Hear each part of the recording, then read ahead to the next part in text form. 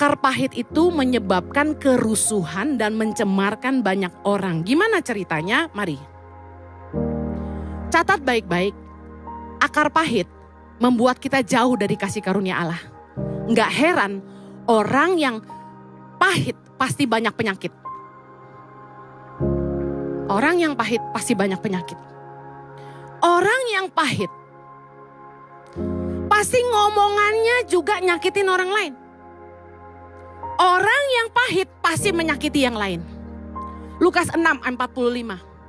Orang yang baik mengeluarkan barang yang baik dari perbendaharaan hatinya yang baik.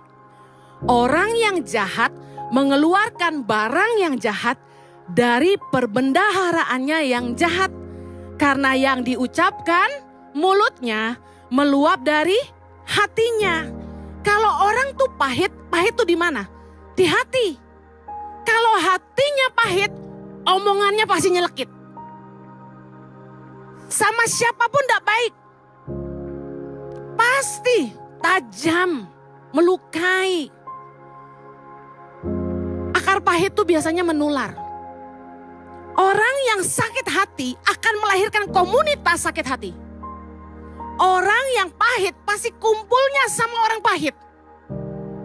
Saya dan Jojo pernah ada di sebuah komunitas yang kepahitan. Orang-orang yang terluka sama gereja. Orang-orang yang terluka sama pendeta. Makanya saya pernah cerita saya gak mau jadi pendeta. Kami pernah ada di komunitas itu. Nah, apa yang terjadi? Kami memutuskan untuk keluar dari komunitas itu. Kalau Anda pahit dan Anda kumpul sama orang-orang yang pahit.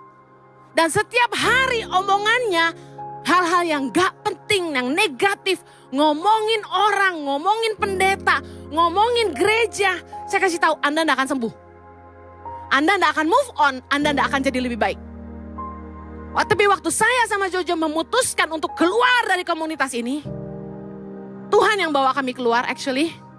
Dan kami memutuskan untuk mengampuni. Kami memutuskan untuk menghidupi panggilan kami. Apa yang terjadi? Kami hidup jadi lebih baik. Kami mengejar mimpi kami. Panggilan yang Tuhan taruh di hati kami. Ketika satu hari kami punya kesempatan untuk ketemu sama teman-teman kami yang dari komunitas sakit hati itu. Apa yang terjadi? Guess what? Mereka masih ngomongin pendeta yang sama. Mereka masih ngomongin gereja yang sama. Perkara itu udah 12 tahun lalu waktu itu. Tapi mereka masih ngomongin yang sama. Bayangin. Dan saya kasihan banget. Ada yang kanker. Ada yang sampai gak ke gereja lagi dan gak percaya Tuhan. Ada yang gak mau didoakan. Saya ketemu dia. Saya bilang gini. Kok suami istri? Izinkan saya berdoa. Enggak. Gue gak perlu doain gue. Sampai udah begitu. Pahit banget. Padahal orang yang salah sama kita itu. Mungkin kejadian ini kapan sih? Saya juga udah lupa. 19 tahun lalu. My God. 19 tahun lalu. Masih diomongin sampai hari ini. Well, keputusan di tangan Anda. Orang yang sakit hati akan melahirkan komunitas sakit hati. Hati-hati bergabung sama komunitas yang pemimpinnya suka ngomongin orang. Orang pahit pasti ngumpulnya sama orang pahit. Nah, kenapa tadi firman Tuhan bilang, orang yang jangan tumbuh akar pahit yang menimbulkan kerusuhan dan mencemarkan banyak orang. Di sini ceritanya. Biasanya orang tuh kalau terluka sama seseorang, dia biasanya mulai cari support. Dia mulai cari teman-teman yang dia bisa ceritain tentang kejelekan orang itu. Supaya apa? Supaya teman-teman dukung dia. Ketika teman-teman ini mulai termakan omongan dia, apa yang terjadi? Terbentuklah sebuah kubu sakit hati. Lalu mereka mulai memusuhi orang itu. Rame-rame musuhin orang itu. Dan mulai kucilkan orang itu. Padahal perhatikan, yang bermasalah berapa orang? 1. Tapi lihat orang-orang yang gak ada urusan yang ini, kenapa ikut-ikutan? Ini loh yang mencemarkan banyak orang. Karena ketika orang kepahitan dan tidak mau mengampuni, mulutnya bikin pahit orang lain. Orang-orang yang belain orang ini, akhirnya ikut memusuhi orang yang sebenarnya gak pernah punya masalah sama mereka. Bisa paham ya? Gak pernah punya masalah. Nah, sebagai anak Tuhan, apa yang kita harus lakukan? Ini belajar. Sebagai pembawa damai, dengar kalau ada teman yang konflik. Mama geng, dengar. Kita harus dewasa dan bijaksana. Bersikap adil. Jadilah penasehat yang baik. Dan berusaha mendamaikan mereka. Bukannya jadi kompor loh. Oh gitu? Iya, gua kata juga apa? Lu gak percaya sih sama gua? Dari awal gua udah cium baunya. Emang gitu dia orangnya. Ih, lu baru tahu, lu mah kelamaan. Gue udah bilangin. Terus apa lagi? Jahat ya dia ya. Emang dia bilang apa? Dia bilang apa? Oh gitu. Ya ampun, jahat banget tuh orang. Kompor loh. Kita pembawa damai. Harusnya kalau ada orang yang terluka datang sama kita menyembuhkan yang terluka. Bukan bikin dia tambah luka. Tadinya cuma kebeset jadi berdarah. Jadi infeksi gara-gara kita. Udah gitu kita jadi ikutan luka sama dia. Ayo berusaha mendamaikan. Jadi penasehat yang baik. Jangan malah ikut-ikutan membenci dan menjauhi orang yang berkonflik dengan orang itu. Mau jadi apa komunitasmu? Kumpulan mama-mama sakit hati. Kolose 3 ayat 13. Baca sama-sama. Sabarlah kamu seorang terhadap yang lain. Dan ampunilah seorang akan yang lain. Apabila yang seorang menaruh dendam terhadap yang lain, sama seperti Tuhan telah mengampuni kamu, kamu perbuatlah juga demikian. Seberapa banyak Anda yang ingin diampuni Tuhan? Kalau Anda ingin diampuni, Anda juga harus mengampuni. Matius 6 ayat 14 berkata, karena jikalau kamu mengampuni kesalahan orang, Bapamu yang di sorga akan mengampuni kamu juga. Katakan amin. Ayo, ampuni orang lain.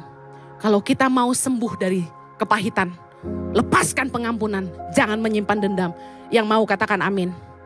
Yang kedua, kunci hidup dalam damai. Jangan membalas kejahatan dengan kejahatan. Roma 12 ayat 17 dan 18, sama-sama yuk. Janganlah membalas kejahatan dengan kejahatan. Lakukanlah apa yang baik bagi semua orang. Sedapat-dapatnya, kalau hal itu bergantung padamu, hiduplah dalam perdamaian dengan semua orang. Jangan balas dendam. Jangan punya dendam. Revenge. Kebanyakan nonton film nih. Kalau dikit-dikit gue dendam sama lu, gue dendam sama lu. Aduh apa sih? Jangan balas kejahatan dengan kejahatan, tapi balaslah dengan kebaikan. Katakan amin.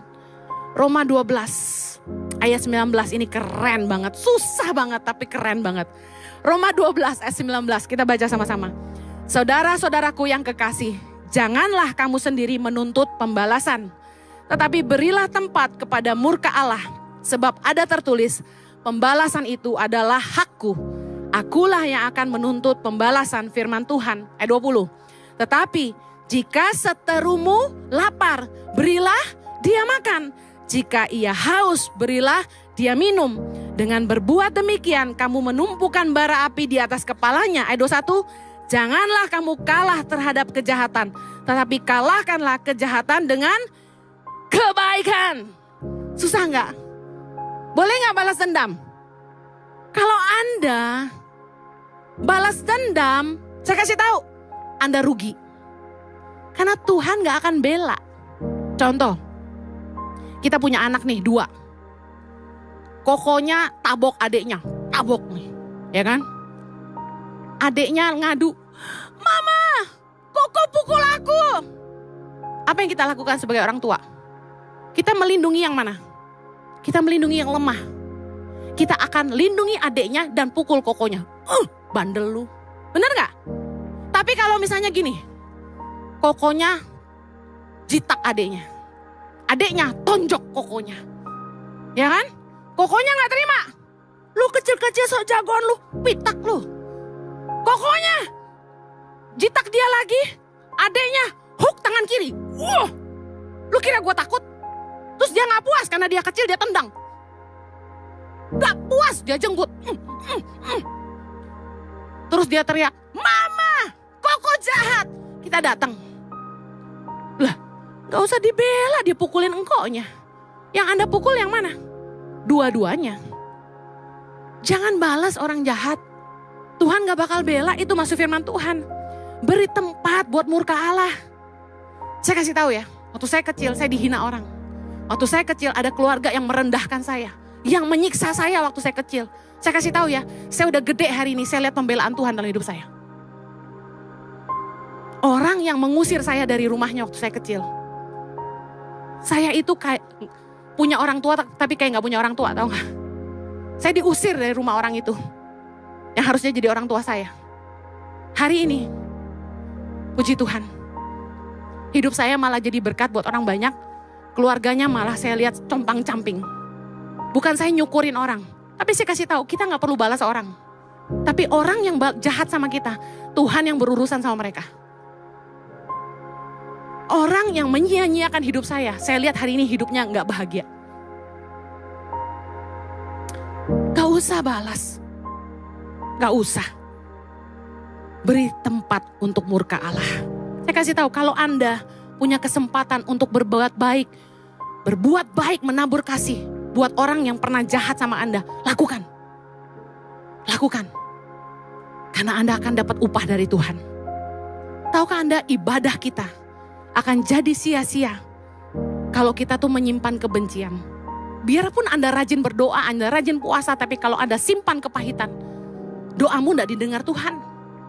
Matius 5 ayat 23 berkata gini, "Sebab itu, jika engkau mempersembahkan persembahanmu di atas mezbah, dan engkau teringat akan sesuatu yang ada dalam hati saudaramu terhadap engkau, tinggalkanlah persembahanmu di atas mezbah itu, dan pergilah berdamai dahulu dengan saudaramu, lalu kembali untuk mempersembahkan persembahanmu itu." Lihat, Tuhan gak akan berkenan. Yesus bilang, kalau kamu datang untuk membawa persembahan, kamu datang berdoa, berpuasa ke gereja, tapi dalam hatimu kamu simpan kesalahan orang lain. Kamu punya masalah sama orang, kamu gak mau beresin. Yesus bilang ini, tinggalkan korbanmu, pergi beresin dulu deh. Kenapa? Tuhan gak suka persembahan yang palsu. Bagaimana mungkin orang mengasihi Allah yang tidak kelihatan tapi tidak bisa mengasihi manusia yang kelihatan? Jelas firman Tuhan katakan itu. Kalau Anda mengasihi Allah, Anda mengasihi sesama. Sesederhana itu. Yesus bilang gini, barang siapa menyambut seorang anak demi namaku, ia menyambut aku. Kalau Anda gak sayang sama anakmu sendiri, Anda gak menghargai Tuhan dalam hidupmu. Waktu saya ke pedalaman, saya kasih tahu, anak-anak itu bau dan kotor. Di Halmahera, saya masih ingat, kutu lompat-lompat di atas kepala. Di NTT, di PP di desa di Jawa Tengah, nanah mengalir dari kuping mereka. Di desa manapun saya pergi, ingus itu ijo-ijo di depan mulut. Tapi saya peluk mereka, saya gendong mereka, saya bersihkan dengan tisu saya.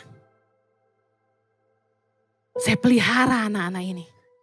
Dan saya tahu dalam hati saya sedang mengasihi Yesus ketika saya mengasihi mereka. Amen. Saya kasih tahu, Tuhan tidak akan berkenan kalau Anda tidak mengampuni orang. Lukas 6 ayat 35.